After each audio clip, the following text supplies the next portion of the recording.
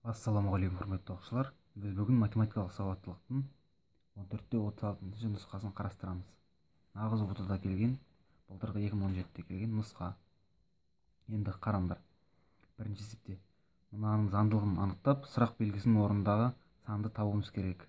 Енді қараңдар. Мына жердегі заңдылығы оп-оңай бұл есеп. Заңдылығы 1-ді 4-ке көбейтсе 4, 2-ні 7-ге көбейтсе ол 4, 3-ті 0-ге көбейтсе 0. 3-ті 9-ға көбейтсе 27. Сол сияқты мынаның заңдылығы 1 көбейту 4 көбейту 5. Ол біздің 1 көбейту 4 көбейту 5-іміз біздің 20-ға тең. Сонда біздің жауабымыз А жауабы болады. Келесі екінші есеп. Сандар белгілі бір заңдылық бойынша орналасқан дейді. Сұрақ белгісінің орнындағы санды тап дейді. Енді бұл да қиын емес, оңай есеп. Енді қараңдар. Біріншісі 89. Екінші сан 169. Енді екеуін бір-бірінен азайтып жіберейік. Сонда қараңдар. Екеуін азайтсақ бір-бірінен 120 деген сан шығады. Ал енді 169-дан 109-ды азайтсақ, арасы 60 деген сан шығады. 109-дан 79-ды азайтсақ, 30 деген сан шығады. Енді 79-дан 64-ді азайтсақ, 15 деген сан шығады. Енді қарасаңдар заңдылықтары ең бірінші 120 деген сан болған, содан кейін ол 2-ге қысқара берген, 120 2-ге бөлінген, 60 2-ге бөлінген, 30 2-ге бөлінген. Олай болса, біздің келесі есебіміз 64 минус 7 жарым. Өйткені ол 5 2-ге бөлсек 7 жарым шығады. Бұл сұрақ белгісіміз осыған тең. Енді 64-тен 7 жарымды азайтсақ, 56-да 5. Міне бұл да оңай есеп. Келесі үшінші есепті қарастырамыз. Үшінші есепте мынандай өрнек берілген. Енді осы арқылы мынаның мәнін тап дейді. Сан шығу керек ол. Енді бірінші қараңдар. Мынаны біз былай жазсақ болады. Мынаны а квадрат тең, мынаны мына жаққа өткізіп жібереміз. А және 2-ні мына жаққа өткізсек, ол 5 минус 2 3-ке тең, плюс 3. Міне осыны тауып алдық. Енді осы а квадрат дегенді мынаның орнына қоя салайық. Сонда қараңдар. Мынаны сразу қойып жіберейін мен. Сонда 2а плюс 6 плюс 4а плюс 3 бөлінген 4а плюс 6 деген шықты. Міне мына а квадраттың орнына мынаны қойдым. Сонда 2 еселеніп былай шығады. Енді тең, қараңдар. Мына ары қарай есептесек 6а қосу 9 бөлінген 4а плюс 6. Енді біз мұнан 3-ті шығарып жесек, мұнан 2-ні шығарып жесек, 2а плюс 3 бөлінген 2а плюс 3. Қараңдар. Екеуінен мұна жақтан 3-ті, мұна жақтан 2-ні шығарып жесек. Сонда жақшаның ішінде 2а плюс 3 екеуін қысқартамыз. Тең 3 бөлінген 2 1 жарымға тең. Енді бұл да оп-оңай есеп. Бұның барлығын шығара алатын шығарсыңдар. Келесі төртінші есеп шығарамыз. Бұл тоже оңай есеп. Бұл есептің келіп жүрген әр нұсқада бар шығар. Бұл келіп жүрген уже көп болды. Қараңдар енді. Тағы түсіндіруге өтейін. Мынандай тізбек берілген дейді. Сол тізбектің 36-шы фигурасын табуымыз керек. Енді қараңдар. Бізде мына бір фигура 5 фигура бар. Сол кезде қайталана береді. Сонда қараңдар. Мына 5-еуі былай орналасып кете берген. Енді сол есептесек 1, 2, 3, 4, 5, 6, 7, 8, 9, 10. Сол сияқты 20, 30 болады. Одан кейін 31, 32, 33, 34, 35, 36. Дөңгелек шығады 36-шы элементіміз. Сонда жауабы С жауабы болады. Келесі 5-ші есеп. Сыныпта 25 оқушы әрбір айда кем дегенде 2 рет туған күн атап өтеді. Туған күні бір айда болатын ең көп оқушы санын тап дейді. Енді өзі бір жылда 12 ай болса, бір айда кем дегенде 2 туған күн болатын болса, сонда бір жылда 24 туған күн болып қояды. Ол онсыз да болады. Енді бір туған күн бізде артық қалып кетті. Барлығы бізде 25 еді. Сонда әр айда 2 туған күннен болады деген өзінде 24 кетіп қалды. Енді бізде максимум плюс 1-ді бір айға қоса саламыз. Сонда 3 туған күн болады бір айда. Максимум 3 туған күн болады. Себебі бізде бір ғана артық туған күн қалды. Келесі. Жәшікте 12 шар бар дейді. Олардың 6-ы қызыл, 3-еуі ақ, 2-еуі жасыл, 1-еуі көк. жәшікке қарамай кем дегенде 3 бірдей түсті шар шығатында ең аз қанша шарды алу керекпіз дейді. Енді қарап көріңдер. Өзі 12 шар, енді оның 6-ауы қызыл, 3-еуі ақ, 2-еуі жасыл, 1-еуі көк. Енді біз ең кем дегенде дейді. Біз 1 шар алсақ, ол болмайды. Жоқ, енді 3 шардан бастайық. 3 шар алсақ, бізде ол 1 көк, 2 жасыл шығып қалуы мүмкін. 3-еуі бірдей емес. 4 шар алсақ, біз 1 жасыл, 1 көк, 2 жасыл, 1 ақ шығып қалуы мүмкін. Тоже 3-еуі де бірдей болмайды. Ал енді 5 шар алсақ, 1 көк, 2 жасыл және 2 ақ шығып қалуы мүмкін. Демек 5 шарымыз да болмайды. Енді 6 шар алсақ та солай, ол кезде тағы 1 қызыл шығып қалуы мүмкін. Онда 6 шарымыз да болмайды. Ал енді 7 шар алсақ, мыналардан тағы 1-еу, 2-еу, мынадан 2-еу шығып қалуы мүмкін. Тағы да 3-еуі бірдей шығып қалуы мүмкін. Онда 7 шарымыз да болмайды. Ал енді 8 шар алсақ, бізде міндетті түрде 1 шар 3 рет шығады. Себебі қараңдар, біз 8 шар алғанның өзінде мынадан 1-еу шықты делік, мынадан 2-еу шықты делік, мынадан тағы 2-еу шықты делік. Енді бізде барлығы қазір 5-еу болып тұр. Онда мынадан міндетті түрде 3 шар шығады. Демек біздің жауабымыз 8 деген жауап. Д жауабы болады. Өте оңай, қиын емес. Енді 7-ші есеп. Қараңдар. Мына таңбаларды мына сандарға қойып, бір сан аламыз, қойсақ. Енді сол төмендегі сандардың қайсысы шықпайды дейді. Онда біз бірінші көбейту, минус және плюсті қойып көрейік. Енді 5-ке 4-ті көбейтсек 20, 20-дан 6-ны азайтсақ, осы біреуін көбейту орнына қойып көрсетейін. Көбейту 4 минус 6 плюс 3 тең. Енді бірінші осы үшеуін қойып көрдік. Осылайша бізде бұдан 17 деген сан шығады. Міне, бұл жауабы кетті. Келесі плюс көбейту минус деген санды қойып көрейік. Сонда 4-ке 6-ны көбейтсек 24, 24-тен 3-ті алсақ 21, 21-ге 5-ті қойсақ 26. Демек 26 деген сан шығады. Сіз жауабы да болмайды. Бізге шықпайтын сан керек. Енді азайту, қосу және көбейтуді қоямыз. Енді бірінші көбейту орындалады. 6-ға 3-ті көбейтсек 18, 5-тен 4-ті алсақ 1, 1-ге 18-ді қоссақ 19. Мұнда жауабы шығып тұр. Бұл да болмайды. Енді Е жауабың шыға ма, А жауабы шыға ма, соны тағы тексеріп көрейік. Көбейту плюс минус қойып көрейік енді. Біз орындарын ауыстырып қойып жатырмыз мына 3 таңбаны мына сандардың арасына. Енді бұлай болса бізде 5-ке 4-ті өтсек 20, 20-ға 6-ны қоссақ 26, 26-тан 3-ті алсақ 23. Демек мынау да болмайды. Бізде қалғаны шықпайтын жауап, сонда А жауабы болады. Өте оңай есеп болды. Келесі 8-ші есеп.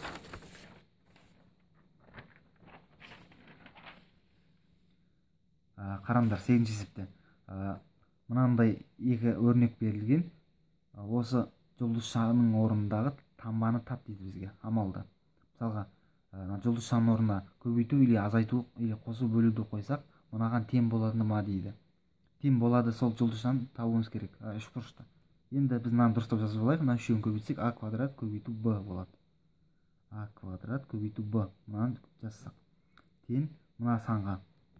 Енді біз көбейтуді қойсақ, А көбейту А куб бөлінген Б шығады. Ал бізге мынандай сан шығу керек. Демек көбейту болмайды. Азайтуды қойсақ тоже болмайды. Дәрежесі қойсақ тағы да болмайды. Қосуды қойсақ тағы да болмайды. Енді бізде бөлу деген жауап қалды. Бөлуді тексеріп көре салайық. А куб. Енді мына жерде бөлу болса А бөлінген Б. Енді бұны дұрыстап жазсақ, А куб көбейту Б бөлінген А. А мен мынау қысқарады да А квадрат көбейту Б деген қалады. Міне жауабымыз сонда ол маған тең, А квадратына көбейту Б деген маған тең. Сонда жауабымыз Е болады. Келесі 9-ші есеп. Фарида кітапты ашқанда оң жақ және сол жақ беттегі екі беттің нөмірленген сандардың қосындысы 23-тен үлкен және 27-тен кіші сан болатынын байқады. Ал олардың көбейтіндісін тап дейді. Енді бұл да оңай есеп. Мысалы қараңдар, кітаптың любой бір бетін ашты делік. Міне мысалға бір кітаптың беті.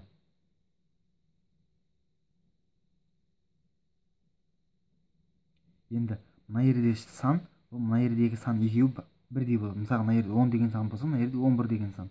Мына жерде 12 деген сан болса, мына жерде 13 деген сан. Екеуі өйткені мысалы былай екі бетте тұр. Біреу мына бетінде, біреу мына бетінде. Ашқан бетте. Енді сол арқылы оңай табылсақ болады. Мысалға x осы екі беттің қосындысы 23-тен үлкен, 23 пен 27-нің арасында дейді. Міне, осының арасында дейді. Енді бізде мысалға мына жерде 10 мен 11 деген болса, екеуінің қосындысы 10 мен 11 болса, ол 21 болып қалады. Мына жерде болмайды. Енді 11 мен 12-ні қойсақ, 23 болады. Ол надан үлкен емес.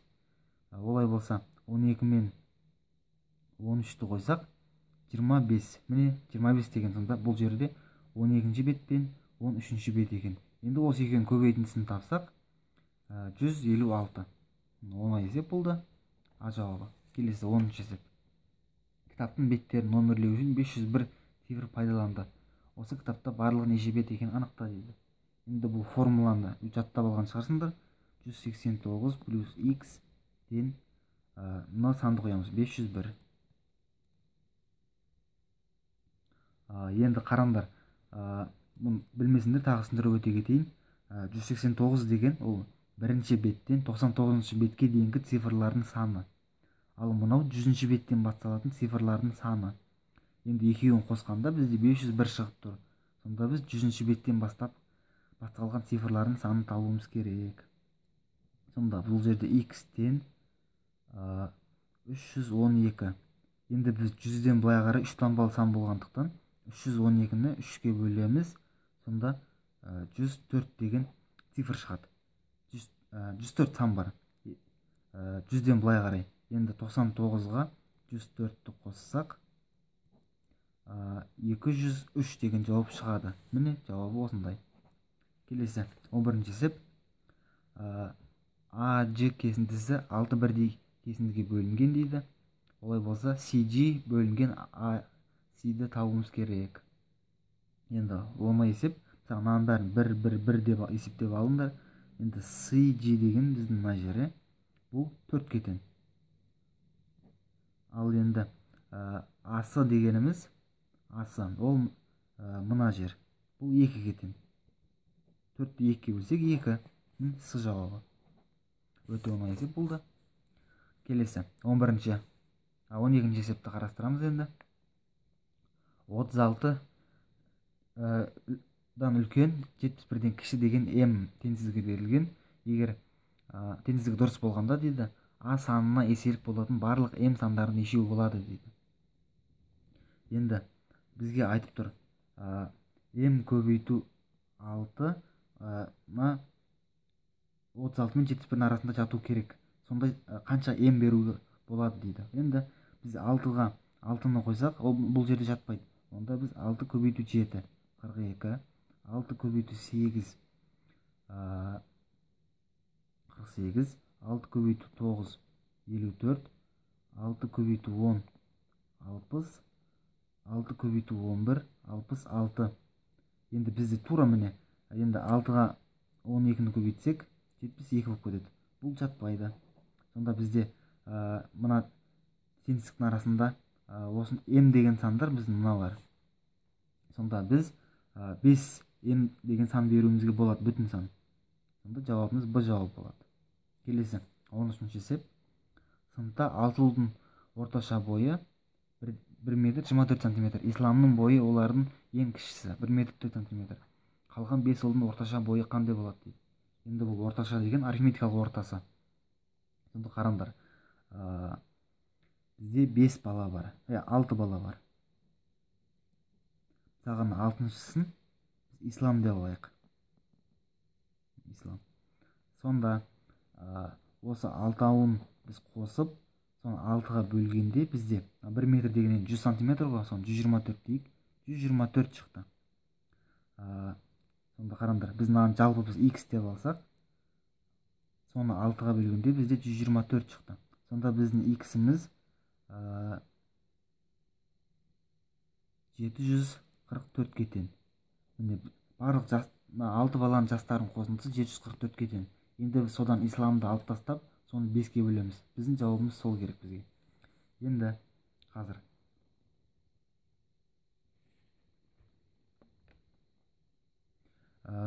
744-тен исламның жасын алып тастаймыз, бойын деген. Сонда азайтамыз 104-ті. 240.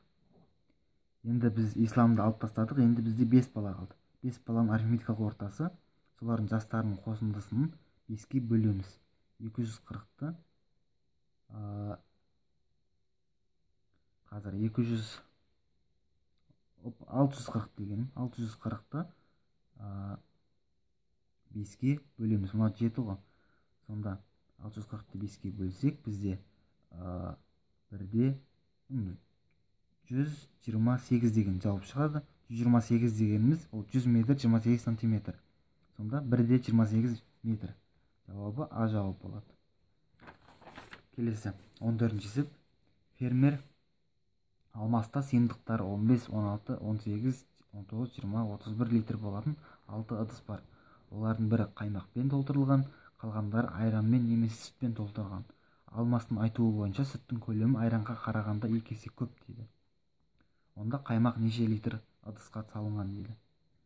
Енді негізі бұл есеп өте ұзақ шығатын есеп. Сонда біз қараңдар жауаптарын орнына қойып көрейік. Мысалға бізде бұл есептің негізгі жауабы 20 деген жауап. Біз бұны енді сендер басынан бастап көресіңдер ғой. Ол ұзақ уақыт болады. Мен қазір сразу 20-дан бастай салайын, қалай тапқанымды айтып кетемін сендерге. Біз қаймақ, мысалға 20 литрлік ыдыста қаймақ тұр болса, онда бізде бос қалғандары 15 литр, 16 литр, 18 литр, 19 литр және 31 литр. Осыншама литр ыдыс қалды. Сендер бірінші, мысалға 18 алып көресіңдер мынаның орнына. Сол кезде 18 емес, мұнда 20 болады. Солай бәрін көресіңдер. Сонда дұрыс шыққан жауапты ғана аласыңдар. Енді мен сразу дұрыс жауабынан бастап ала салдым, қалай шыққанын көрсету үшін. Енді қараңдар. Айран мен сүттің көлемі айранға қарағанда 2 есе көп дейді. Демек, мына 5-еуін біз 3-еуін алсақ, сол біреуінен 2 есе көп. Екеуінен 2 ыдыстан 3 ыдыс 2 есе көп дейді. Енді сондай ыдысты тауып алуымыз керек біз. Ол үшін мысалға ең үлкенін алайық. 31 мен 19-ды алып көрейік. Екеуін қоссақ 50 деген жауап шығады. Енді біз 2 есе үлкен болу үшін ол жұп сан болу керек, тақсан емес. Демек бізде бұл жерде қалғаны мына 3-еу қалды. Осы жерден біз тақсанды сызып салсақ болады. Ал жұп санмен 2-ні алып қаламыз. Бірінші 16-ны қойып көрейік. Тағы 16-ны қоссақ 66 деген жауап шығады. Келесі бізде мұнда 18 бен 15 қалды. Екеуінің қосындысы 33-ті береді. Міне мынау мынадан 2 есе үлкен. Міне есебі оңай болды негізі. Оңай болғанда сендер қараңдар. Мысалға 18-ді қойып көресіңдер. Бірінші өздерін шығарғанда 18-ді қойсаңдар, мұнда 20 деген жауап болады. Енді 20-ны қойсаңдар, бұл шықпайды. Сол сияқты 15-ді қойсаңдар, тоже шықпайды. Солай барлығын қоясыңдар. Енді сонда дұрыс мәнді қойған кезде осылай 2 есе екендігі шығады. 2 есе екендігі шығады. Осылай арқылы тауып аласыңдар. Бұл негізі сынауды да келсе ұзақ болып шығады бұндай есепті. Енді сонда қалдырып кетсеңдер дұрыс. Пока оңайларын шығарып алдыңдар. Келесі 15-ші есеп. 15-ші есепті айтады. Үшбұрыштың әр қабырғасын 2 есе арттырса, оның периметрі 6 есе артады дейді. Осыны дұрыс бұрыстығын тексеріп көреміз.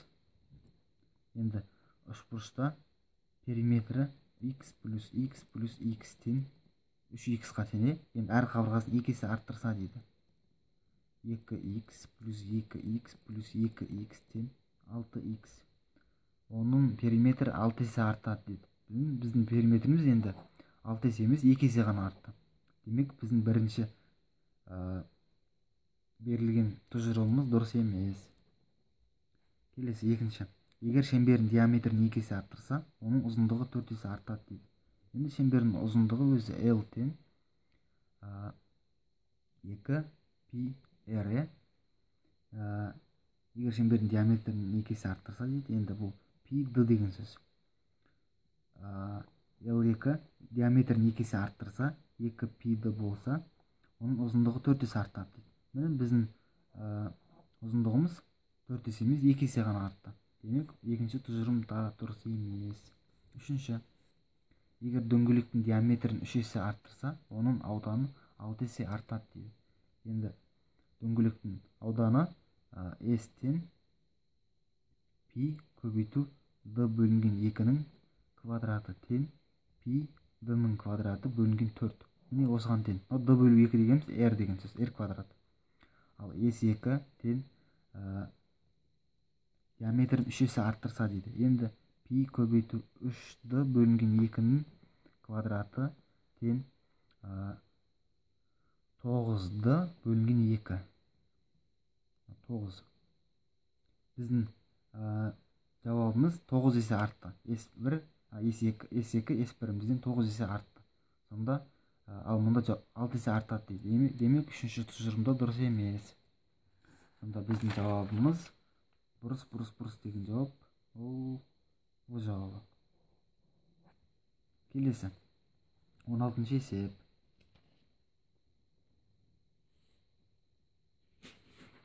Қараңдар. 16-шы есепте айтады. Жерге лентамен бекітілген батпырақ ауада 60 метр биіктікте қалықтап тұр дейді. Лента жер бетімен 30 градус бұрыш жасаса, кеңістіктегі лентаның ұзындығы қанша метрді құрайды дейді. Енді қараңдар.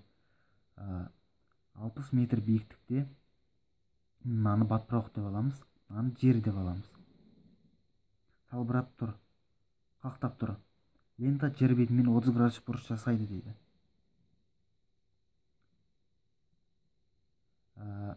Кеңістіктегі лентаның ұзындығы қанша метрді құрайды дейді. Міне біз мынаны табуымыз керек. Мына x деп ала салайық. Енді біз бұл жерден тік бұрышты үшбұрыш көріп тұрмыз.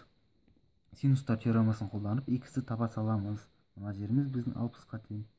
Сонда x тең қалай еді?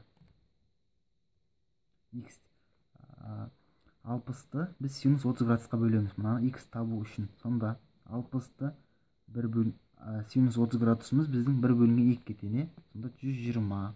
Ой, көрінбей қалды. Мына жерді табу үшін біз 60-ты мына катетті мына қарамақ жатқан бұрышқа бөлеміз. Сонда 60 бөлінген синус 30 дегеніміз 1 бөлінген 2. Сонда 120-ға тең. Жауабы А жауабы. Келесі. 17-ші есеп. Ыдыс-аяқ дүкендерінің кастрөлдің бағасы стакан мен шәйнек бағаларын қосқанға тең дейді. Кастрөл тең шәйнек және стакан. Стакан плюс шәйнекке тең. Бір құмыраның бағасы 2 стаканның бағасына, ал кастрөл мен шәйнектің бағасы құмыраның бағасына тең дейді. Сонда құмыраның бағасы 2 стаканға тең. Және құмыраның бағасы шәйнек пен кастрөлдің бағасына тең. Сонда біздің мына екеуі тең екені 2 стакан тең шәйнек плюс кастрөл. Ал бізде К тең кастрөл тең С плюс Ш деген бар. Енді қараңдар. Мына екеуі тең болғандықтан екеуін тең деп жай ғана ала салдық, құмыраны қолданбай. Енді біз шәйнек кастрөлдің бағасын шәйнекпен өрнектеуіміз керек. Олай болса біз мына жерден С-ны тауып алсақ, С тең К минус Ш. Енді осы С-ны мына жерге апарып қоямыз. Сонда 2К минус 2Ш тең Ш плюс К-ға. Сонда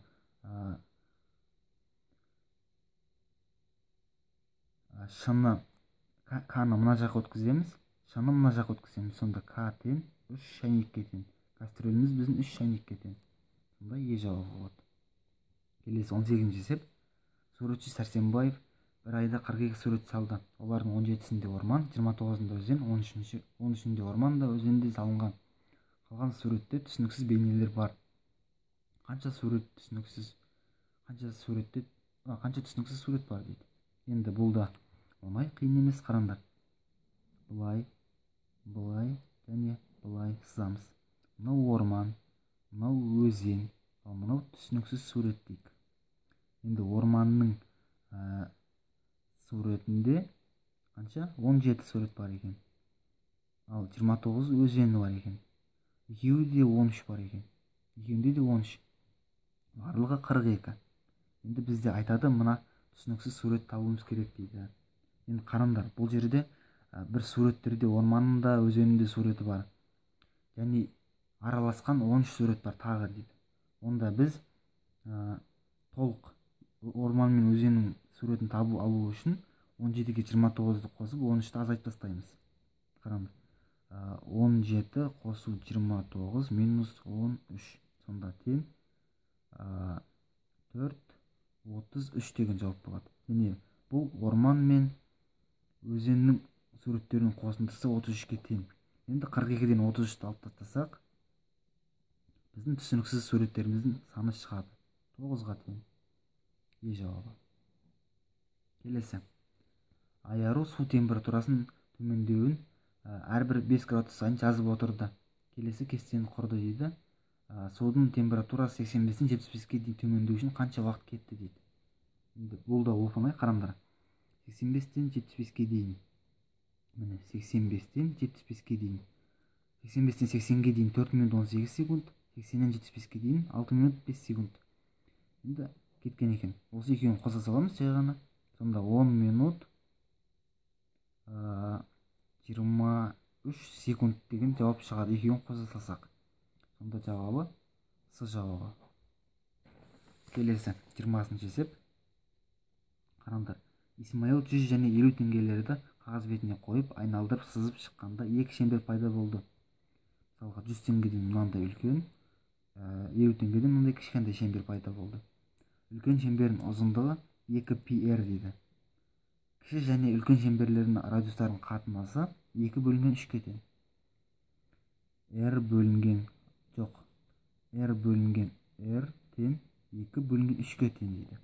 50 теңгенің радиусын тап дейді. Мынау 50 теңге, мынау 100 теңге. Енді біз мына үлкен шеңбердің радиусының ұзындығы бар. Үлкендігін үлкендер, кішісін кішер дейміз. Сонда үлкендердің ұзындығы L тең 2πr деген білдіреді. Ал бұның ұзындығы бізде 24π деп берілген. 24π. Енді екі жағында пиға бөлсек қысқарып кетеді. Сонда 2r тең 24 деген жауап шығады. R тең 12. Бұл әрине үлкен R, аның бәрі. Енді бізге кішкентай R-ді табуымыз керек. Осы үлкен R ақыры. Міне алдында беріліп қойған пропорция тұр мына жерде. Сол пропорция әдісі арқылы кіші R тең мына екеуін көбейтіп 2r бөлінген 3-ке бөлеміз. Мына екеуін көбейтіп мынаған бөлеміз. Сонда біздің R-іміз 12-ке тең. 2-ні 12 көбейтсек 24 бөлінген 3 тең 8. Міне бұл есебіміз де оңай. Бұл жауабы Д жауабы. Осымен біз бүгін қай нұсқаны бітірдік? 14-те 36 нұсқасының есептерін бітірдік. Енді математикалық сауаттылыққа жақсылап дайындалыңдар. Ол логикалық есеп, логикаларын дамытуың керексіңдер. Логикалық есептер бір формулаға байланысып қалған есептер емес. Бұл сендердің логикаларын тексеретін есептер. Сол себепті бұған формула жаттап емес, логикалық тұрғыдан көп есептер шығарып дайындалу керек. Олай болса, жақсы, рахмет, сау болыңдар.